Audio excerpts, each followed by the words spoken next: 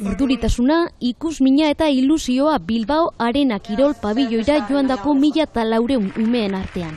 Izan ere, etxe honen irabazi arte telesaiaren bigarren denboraldia primizian ikusteko aukera izan dute. Irriketak ikusteko kapitulu berria.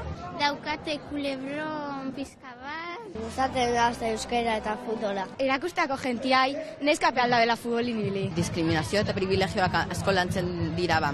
Serionetan. Zalantza asko argitu gabe geratu ziren lehen denboraldiko azken atalean. Arene Bartzelonara itzuliko ote den edota zer duten Jonek eta Ametsek. Galdera horien erantzunak datorren asteko ostiraletik aurrera gaueko 9:00etan ETV baten eta eitb.eusen. Dare momentu asko diala pixka komedia, beste batzuk drama, dator pixka oso jostari. Komedia baino badaude gauza oso potenteak eta kotillo askare bai. Pozik da lehenengo denboraldiak izan zuen harrerarekin Unai Iparragirre ETVko zuzendari.